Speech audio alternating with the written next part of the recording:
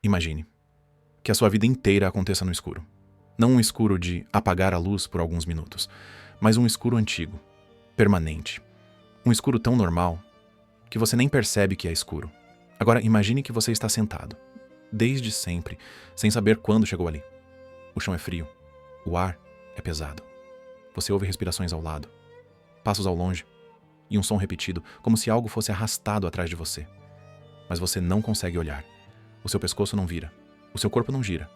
Há correntes, firmes, segurando você no lugar. À sua frente existe apenas uma parede, e nessa parede acontecem coisas, sombras, formas que passam, se mexem, aparecem, desaparecem. Às vezes parecem pessoas, às vezes parecem objetos, às vezes parecem monstros. E de algum jeito, você aprende a reconhecer cada uma. Você dá nomes, você cria explicações, você constrói um mundo inteiro com aquilo. Porque para você, aquilo é a realidade. Você nasceu ali. Todo mundo ao seu redor nasceu ali. E se tudo o que vocês enxergam é a parede, então tudo o que existe parece caber naquela parede. Agora eu te pergunto, e se, neste exato momento, uma parte do que você chama de realidade for só uma sombra? E se você tiver certeza absoluta de coisas que só parecem verdade, porque você nunca viu outra coisa? Platão, um filósofo de mais de 2000 anos atrás, criou uma história com essa imagem. Uma caverna, homens acorrentados e sombras projetadas diante deles. E essa história atravessou séculos, porque ela não fala só sobre uma caverna.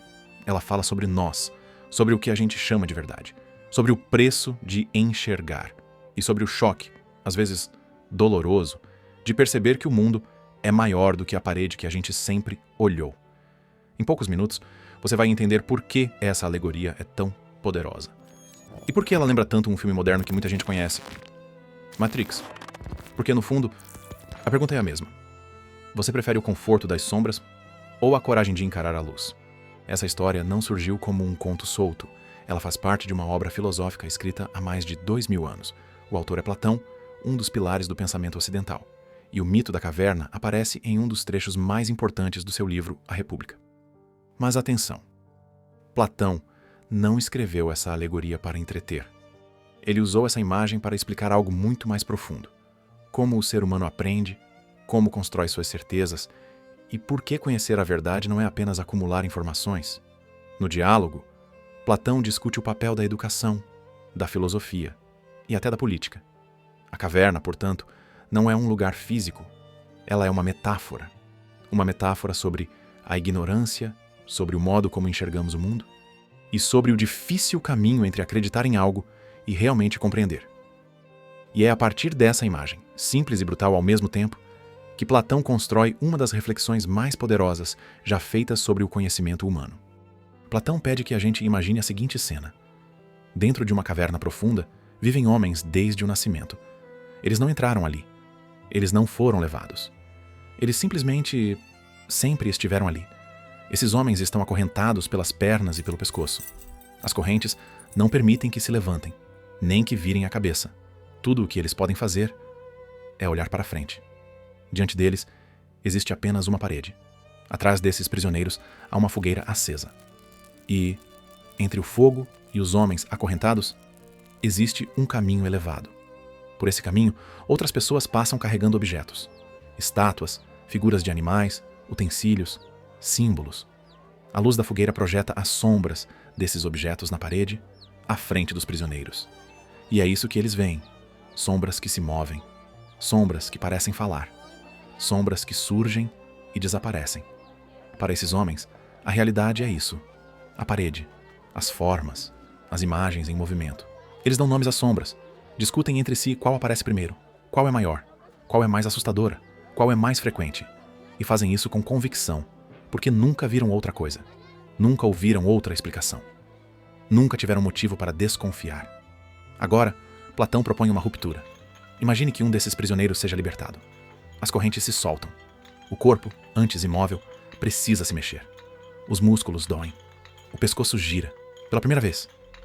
E quando ele olha para trás, ele vê o fogo. A luz machuca seus olhos. As chamas confundem sua visão. E, pela primeira vez, ele percebe algo perturbador. As sombras não são a origem de nada. Elas são apenas reflexos. Os objetos que antes ele julgava irreais, agora estão ali, diante dele. Sólidos, concretos, explicando tudo aquilo que até então parecia um mistério. Nesse momento ele resiste. É mais confortável acreditar que a parede estava certa. É mais fácil negar a descoberta do que reconstruir tudo o que se acreditava saber. Mas ele é puxado adiante, forçado a caminhar em direção à saída da caverna. Cada passo dói. Ele tropeça, cai. A luz aumenta. Quando finalmente sai da caverna, o choque é quase insuportável. O sol o cega. Ele não consegue olhar diretamente. Precisa se adaptar aos poucos. Primeiro enxerga apenas sombras no chão. Depois, reflexos na água.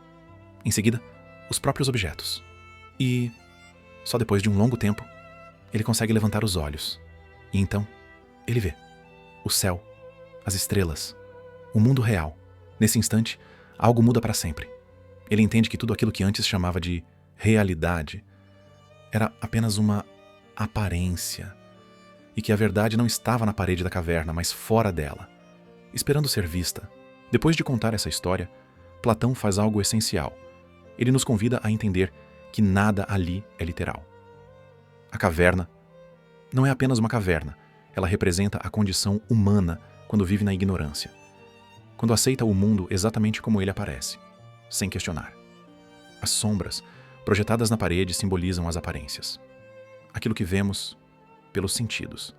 Aquilo que parece real, mas é apenas uma superfície. Esse é o que Platão chama de mundo sensível. O mundo das imagens, das opiniões, das certezas frágeis. É o mundo onde a maioria vive, não por maldade, mas por nunca ter conhecido outra coisa. O fogo, dentro da caverna, representa uma forma limitada de luz, uma espécie de meia-verdade. Ele ilumina, mas não revela tudo. Cria visibilidade, sem criar compreensão. Já o prisioneiro liberto simboliza aquele que começa a pensar, aquele que questiona, que desconfia do que sempre foi dado como óbvio. Quando ele sai da caverna, Platão está falando de uma passagem interior, uma mudança de olhar. Fora da caverna está o mundo inteligível, não um outro planeta, mas um outro nível de compreensão. Aqui as coisas não são conhecidas apenas pelo que parecem ser, mas pelo que realmente são. E a luz, nesse ponto, ganha um novo sentido. Ver para Platão não é apenas enxergar com os olhos, é compreender com a razão. Conhecer é aprender a distinguir aparência de essência. Opinião de verdade. Crença de entendimento. E no ponto mais alto dessa jornada está o Sol. O Sol não representa apenas uma fonte de luz física. Ele simboliza a ideia do bem. O princípio máximo do conhecimento. Aquilo que torna todas as outras coisas compreensíveis. Assim como o sol permite que os olhos vejam, a ideia do bem permite que a mente compreenda. Ela não é apenas mais um objeto entre outros. Ela é aquilo que dá sentido a tudo. Por isso, sair da caverna não é acumular informações. É mudar a forma de olhar para o mundo. É aprender a ver além das sombras, além das aparências, além da parede, e entender que conhecer é um processo difícil, gradual, mas profundamente transformador. Platão faz questão de insistir em um ponto. A libertação não acontece como um filme motivacional. Ela não é suave, ela não é confortável, ela não é instantânea. Quando o prisioneiro se levanta pela primeira vez, o corpo dói. Ele não está acostumado a sustentar o próprio peso. Ele não está acostumado a escolher para onde olhar. Tudo nele foi treinado para obedecer e permanecer. E quando ele vira o rosto para trás, a luz da fogueira atinge os olhos como um golpe. Ele pisca. Ele fecha o rosto. Ele tenta negar. Porque a primeira reação diante de uma verdade maior não é alegria. É confusão. É como se o mundo inteiro se tornasse instável de uma hora para outra. Aquilo que ele chamava de real começa a desmoronar. E, no lugar, surge algo que ele ainda não sabe explicar. E isso assusta. Platão mostra que, nesse momento, a mente procura se defender. Ela tenta preservar o antigo mapa do mundo, mesmo quando o mapa já não serve mais. É por isso que o prisioneiro resiste. É por isso que ele duvida. É por isso que ele quer voltar a olhar para a parede. Porque é mais fácil sustentar uma ilusão conhecida do que caminhar rumo a uma verdade desconhecida. Quando ele é puxado em direção à saída, a dor aumenta. A luz do lado de fora é forte demais. Ele não consegue ver. Ele tropeça, ele cai, ele se irrita. E aqui está o detalhe mais profundo. Não é apenas o olho que sofre. é a identidade. Porque se tudo aquilo em que eu acreditei até hoje não era o mundo, então quem eu fui até agora? Quando a verdade aparece, ela não entrega só informação, ela exige mudança. E toda mudança real tem um custo. Por isso Platão descreve esse processo como uma espécie de reeducação da alma. Um ajuste lento, uma adaptação gradual, uma reconstrução interna. Primeiro, o prisioneiro só consegue enxergar sombras do lado de fora, como se a mente ainda precisasse de algo parecido com a parede. Depois ele consegue olhar reflexos na água. Em seguida, objetos. Só depois, com o tempo, ele encara o céu. E finalmente ele consegue suportar a luz do sol. E é nesse caminho que a gente entende a frase que resume essa etapa. A verdade, primeiro, fere. Depois, orienta. Primeiro ela tira o chão. Depois ela oferece direção. Primeiro ela desmonta as certezas. Depois, ela organiza um sentido mais sólido. E talvez seja por isso que tanta gente prefere continuar na caverna. Não porque odeia a verdade, mas porque teme a dor da virada. Para entender por que Platão leva essa história tão a sério, a gente precisa dar mais um passo, sem transformar isso numa aula pesada. Platão acreditava que a realidade funciona em camadas. Aquilo que a gente toca, vê e usa todos os dias, mesas, casas, árvores, pessoas, não é o nível mais profundo da realidade. Esse é apenas o mundo material. Para Platão, tudo o que existe nesse mundo é imperfeito, mutável, passageiro. Nada aqui é completamente estável. Tudo nasce, se transforma e desaparece. Mas por trás de cada coisa material existe algo mais fundamental: a forma. A forma é a essência, é o modelo perfeito, aquilo que faz uma coisa ser aquilo que ela é. Quando você olha para uma cadeira, por exemplo, ela pode ser de madeira, de plástico, grande, pequena, nova ou quebrada. Mas apesar das diferenças, você sabe que é uma cadeira. Por quê? Porque, segundo Platão, existe a forma da cadeira, a ideia perfeita de cadeira. E todas as cadeiras materiais são apenas aproximações imperfeitas dessa forma. Agora, volte para a caverna. Os objetos carregados diante da fogueira. As estátuas, os utensílios, as figuras, já são cópias imperfeitas das formas. E as sombras projetadas na parede são cópias dessas cópias. É a realidade duas vezes distorcida. Por isso Platão é tão radical. Quem vive olhando apenas para as sombras está distante da verdade não por maldade, mas por limitação. Ele não vê a essência. Ele vê apenas reflexos. Quando o prisioneiro sai da caverna, ele não está apenas vendo coisas mais iluminadas. Ele está se aproximando das formas. Ele começa a compreender o que as coisas são, e não apenas como elas aparecem. E é aqui que Platão faz uma distinção crucial. Opinar não é conhecer. Opinião nasce da aparência. Conhecimento nasce da compreensão da essência. A caverna, então, não representa só ignorância no sentido comum. Ela representa um mundo onde vivemos de opiniões, de impressões rápidas, de julgamentos baseados no que parece ser. Sair da caverna é aprender a pensar para além da superfície. É deixar de repetir imagens e começar a compreender estruturas. Por isso, para Platão, o conhecimento verdadeiro não é acumular fatos. É aprender a enxergar o invisível por trás do visível. Depois de tudo isso, Platão poderia encerrar a história do lado de fora da caverna. Com a luz, com a descoberta, com a verdade finalmente revelada. Mas ele não encerra. Porque, para Platão, o ponto mais difícil da jornada não é sair da caverna.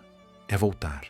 Depois de se adaptar à luz, de compreender o mundo real, de enxergar as coisas com clareza pela primeira vez, o prisioneiro toma uma decisão inesperada. Ele retorna. Ele desce novamente à caverna. Volta ao escuro. Volta ao aperto. Volta ao lugar que agora já não faz mais sentido para ele. Mas esse retorno não é triunfal.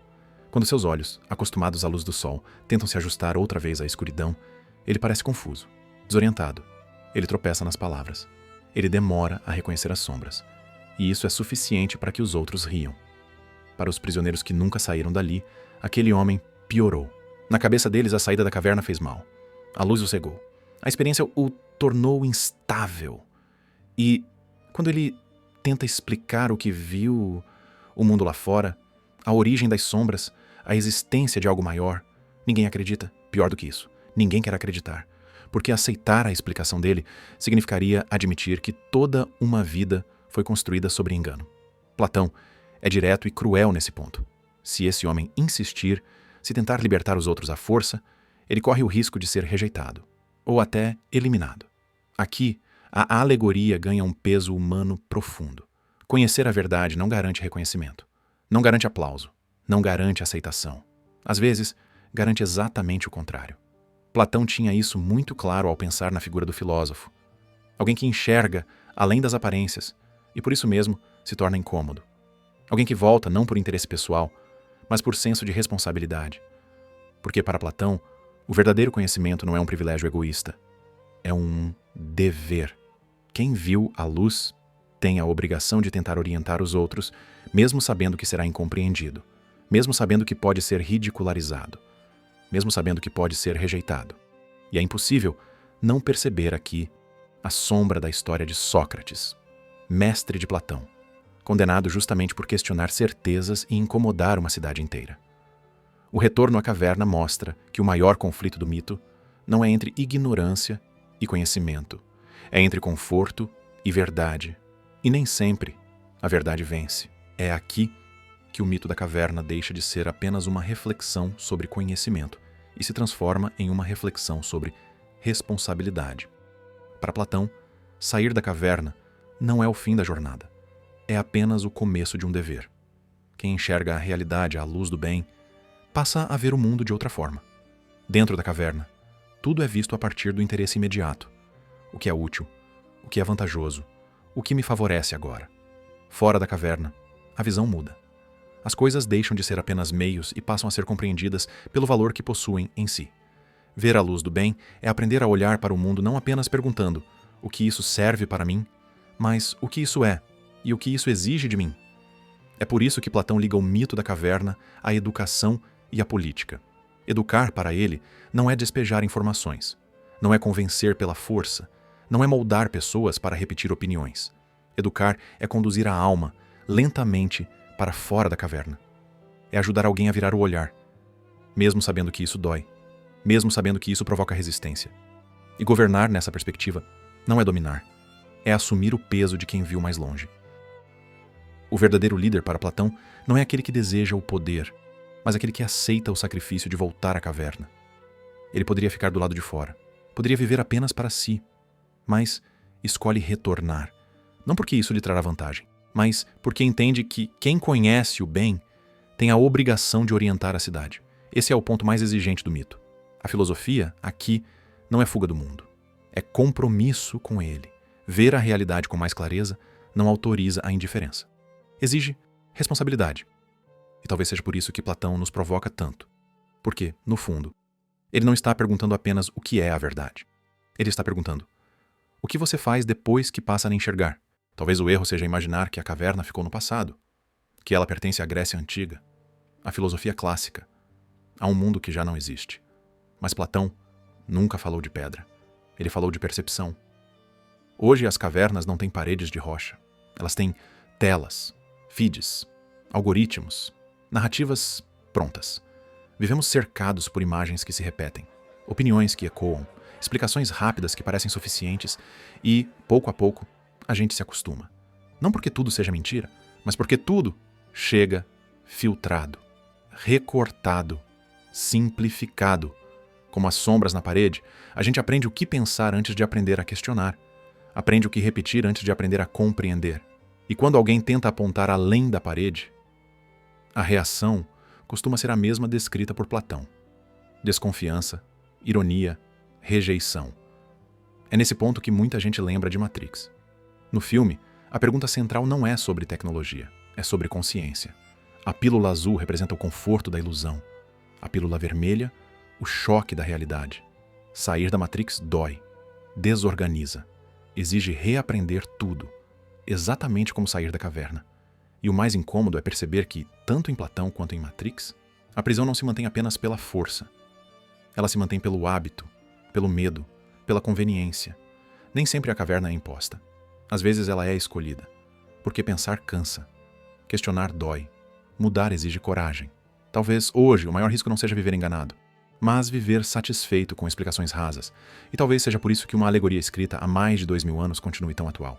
Ela não pergunta em que mundo você vive. Ela pergunta até onde você está disposto a enxergar. No fim das contas, o mito da caverna não é uma história sobre prisioneiros antigos. É uma história sobre escolhas. sobre o conforto de aceitar o que sempre esteve diante dos olhos e o risco de questionar. Platão não promete que sair da caverna trará felicidade imediata. Ele não promete reconhecimento, nem aplausos. Ele apenas mostra que existe uma diferença profunda entre viver cercado por sombras e viver orientado pela luz. E talvez essa seja a pergunta que atravessa todo o mito. Se você descobrisse que parte daquilo que chama de realidade é apenas aparência, você preferiria continuar olhando para a parede? Ou teria coragem de encarar a luz, mesmo sabendo que isso dói? Mais ainda, se você enxergasse algo maior, você voltaria para tentar alertar os outros? Ou escolheria o silêncio confortável de quem viu a verdade, mas decidiu não se envolver? Talvez não exista uma resposta fácil, mas talvez o primeiro passo seja justamente esse: não aceitar as sombras como a única possibilidade. Porque, como Platão nos lembra, o mundo é maior do que aquilo que se projeta diante de nós. E a pergunta continua aberta. Para mim, para você, para todos nós. Em que caverna nós estamos vivendo hoje? Se esse vídeo te ajudou a refletir, curta, compartilhe e deixe nos comentários a sua resposta. E se quiser sugerir outros livros ou ideias filosóficas para os próximos episódios, elas são muito bem-vindas. Até o próximo vídeo.